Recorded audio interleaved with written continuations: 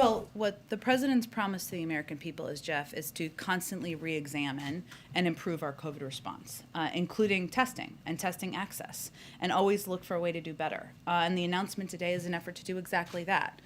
We have taken a number of steps over the past several months, and his view is we need to do more, and we need to do it more as ambitiously and aggressively as possible. And his announcement today is a reflection of that, and should be seen as his own assessment that we should be doing more. As you know, a couple weeks ago, you stood here at the podium when there was a discussion about sending tests to people's homes, and you said, should we just send them to every American?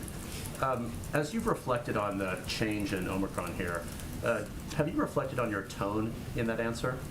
Well, Jeff, I would say there's not a day that goes by that I don't leave this podium and wish I would have said something with greater context or more precision or additional information. And that day there was a lot of good questioning on testing, and during that briefing I conveyed a lot of information about our expansion of testing, about the 50 million tests that we were making available, about the 20,000 free testing sites. And should I have included that additional context again in that answer? Yes, going back, I wish I would have done that.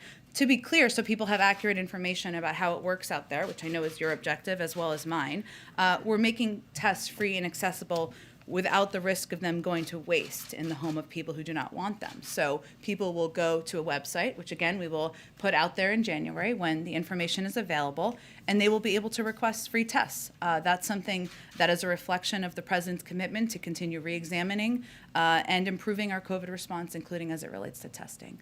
Go ahead, Ed. And on testing, because why not? There's more to ask here, and I realize you may not have answers yet, but is there any sense of whether you'll be able to guarantee that from moment ordered online, how long one will have to wait to receive them? And are you going to be relying on FedEx, UPS, Amazon, or the Postal Service to help distribute these? Again, really good questions, and we, of course, want people to be able to rapidly receive the tests. And people have certainty to know they can get a test, they can feel safe going to their workplace, seeing their family members, sending their kids to school. That's our objective. The details of how it will be distributed and the mechanisms will all be coming soon. And has there been any active discussion yet between the White House and Congress about a possible supplemental now to deal with Omicron? I realize mayors and governors are flush with cash thanks to all the legislation passed this year.